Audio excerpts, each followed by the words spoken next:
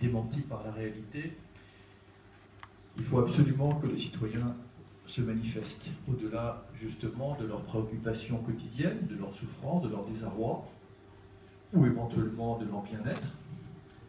Il faut aussi, je l'ai dit aux jeunes, déranger un peu le clan des parvenus. Et il faut que chacun d'entre nous, d'une manière très libre, se manifeste. Pour dire aux hommes politiques, écrivez l'histoire, cessez de parler, agissez, puisque l'on sait ce qu'il faut faire, très sincèrement. On sait ce qu'il faut faire, sauf que quand vous dites ce qu'il faut faire, je l'ai entendu il y a encore peu de temps, on vous dit, vous êtes très sympathique, enfin, et encore, mais vous êtes surtout très utopiste. Ben, l'utopie, justement, pour ceux qui n'y croient pas, c'est de croire que le monde va pouvoir perdurer tel qu'il est.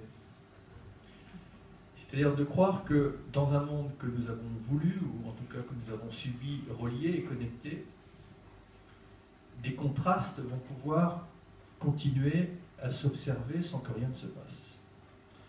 Que les damnés de la Terre vont pouvoir regarder à travers leur écran d'ordinateur le club des nantis, et que nous allons pouvoir ajouter en permanence de l'inégalité à l'inégalité, provoquer de l'humiliation, et que la Terre va continuer à tourner rond si on ajoute en plus à cela que l'homme s'est mis en situation de rompre tous les grands équilibres. Donc l'utopie, c'est de penser que rien ne va se passer et que certains pourront, à l'abri de statuts économiques ou de positions géographiques, être immunisés contre les conséquences de tout cela. Le monde s'est rétréci parce qu'on est dans ce paradoxe où jamais il a été autant relié et jamais il a été aussi fractionné et fragmenté. Alors qu'il va bien falloir que nous nous retrouvions, et j'espère que c'est cette éventualité-là qui va se passer, et qu'on va être capable justement de faire de nos différences et de nos diversités un atout, et de mutualiser nos savoirs, nos intelligences, de redéfinir ensemble le projet humain. Grande ambition, mais je ne suis pas persuadé que ce projet humain, justement, en ait une claire conscience. Et que devant, comme le disait Einstein, la profusion des moyens et la fameuse confusion des intentions, nous ayons l'occasion justement de préciser ces intentions. Et donc dans l'appel que j'ai lancé, osons, d'abord c'est osons croire en l'humain, osons croire en l'utopie, parce que l'utopie, comme disait, je crois, Théodore Monod, c'est pas ce qui est irréalisable, c'est ce qui est irréalisé. Osons penser en grand. C'est Mandela, je l'ai mis en exergue du petit ouvrage, qui disait « Nous rétrécir ne rend pas service au monde ». Et c'est vraiment le moment justement de penser, de voir en grand. Et puis c'est le moment aussi de prendre conscience que l'humanité qui parfois nous donne un peu à désespérer, celle qui préempte l'espace, celle qui parfois fait preuve un peu de cynisme, d'égoïsme, de nationalisme, d'individualisme, de fatalisme. Eh bien, ce que j'ai appris, moi, dans mon engagement, c'est que, contrairement à ce qu'on pourrait penser, elle n'est pas représentative de l'humanité.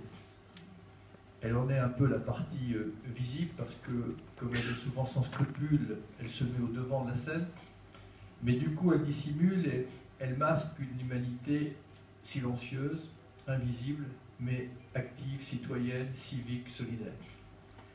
Et ce qui se joue justement aussi à Paris, c'est qu'il va falloir libérer de l'espace à cette humanité-là.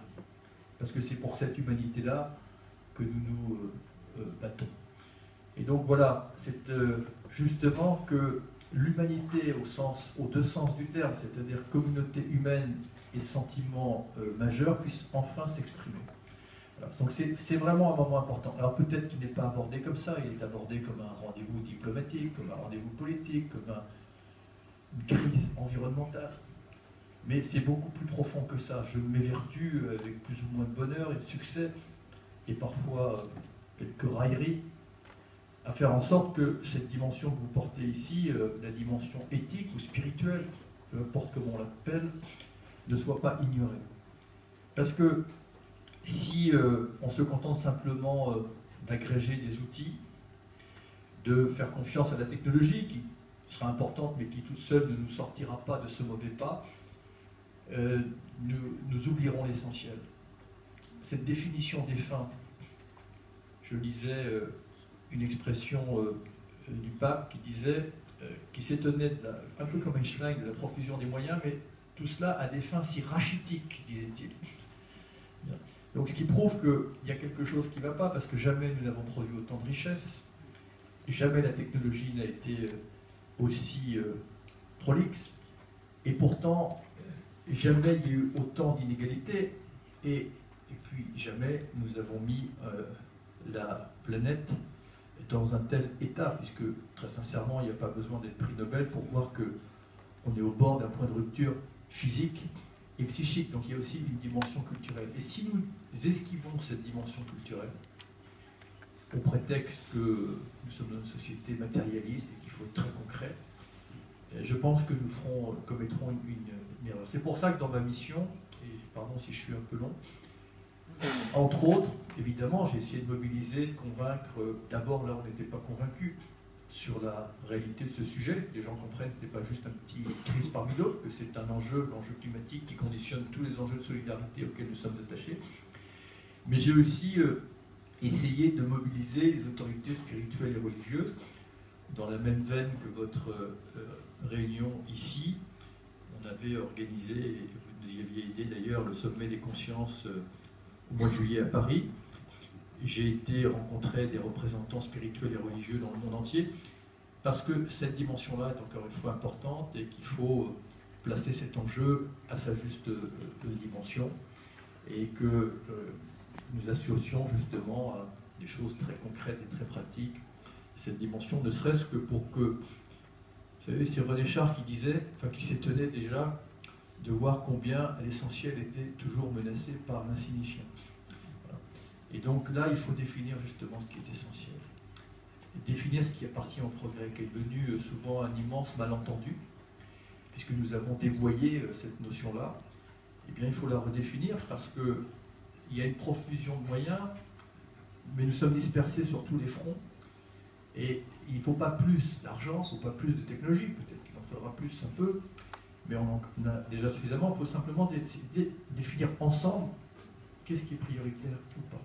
Qu'est-ce qui est utile et qu'est-ce qui est futile. Voilà. Et cet exercice, eh bien, il faut que nous fassions une forme de pression douce, apaisée, mais pour qu'on ne l'occulte pas.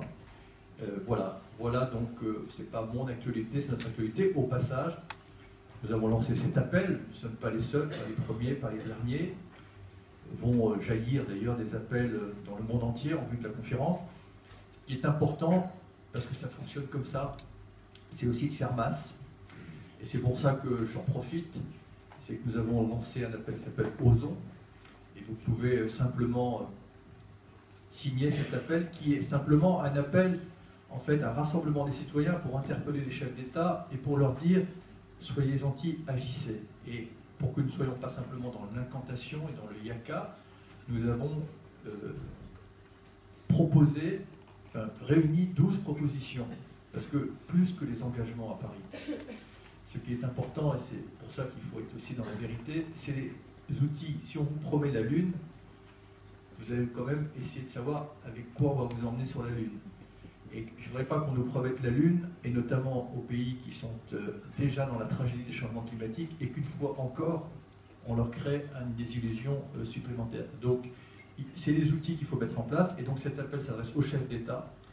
Et plus nous serons nombreux, et là, pour ce qui est de la France, en l'espace de quelques jours, nous avons été plus de 300 000 à signer cet appel, et nous serions probablement beaucoup plus si notre serveur n'avait pas explosé, puisque dans le même temps, pour accompagner cet appel, on a fait, il faut parfois avoir l'humilité de reconnaître qu'il y a un monde parallèle, peut-être pas au vôtre, mais en tout cas au mien, qui est la communauté du web, dans lequel les jeunes sont très familiers, et comme cet appel est aussi à destination des jeunes, parce que quelque part ils seront, je l'espère, les bénéficiaires d'une ambition à Paris, ou au contraire les victimes, et nous avons fait un petit, je me suis plié un petit clip vidéo, je vous conseille vraiment, qui est vraiment très drôle, qui est une très bonne occasion de pouvoir vous foutre de moi, et moi et de même, mais je découvre que c'est aussi une extraordinaire manière de faire en sorte que les jeunes parlent de cet enjeu-là, et compris avec leurs parents. Et nous sommes à 5 millions ou 4 millions 5, je ne sais plus, parce que ça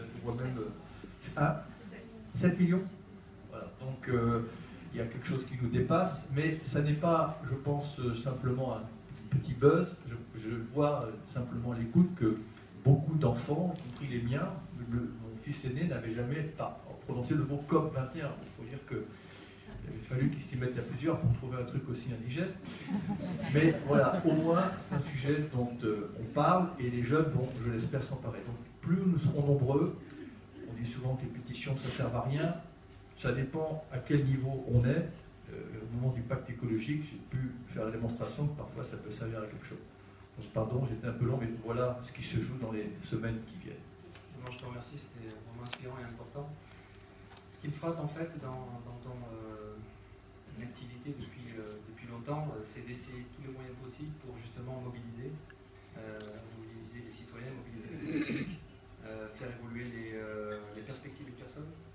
Je crois que c'est peut-être pour ça que tu as organisé le sommet des consciences avec ces représentants du monde religieux, parce que tu disais où sont les experts en humanité, comment ils se positionnent par rapport à un enjeu qui nous concerne tous.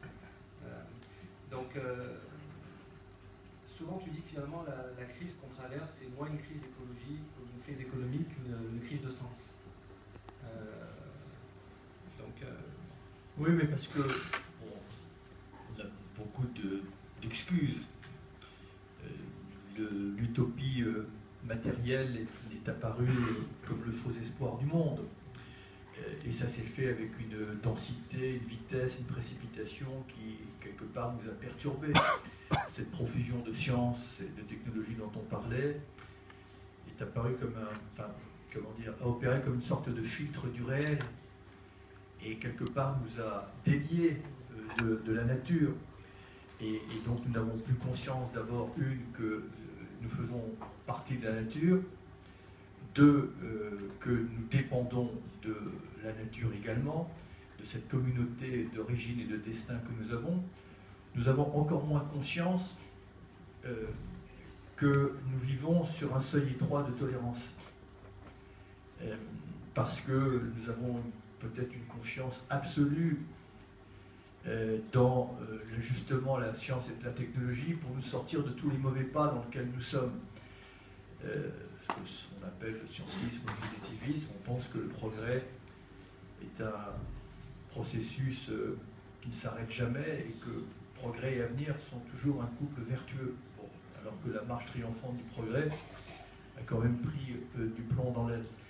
Donc il y a cette dimension-là qui est très importante, effectivement, et il va falloir nous relier dans le temps et évidemment dans l'espace.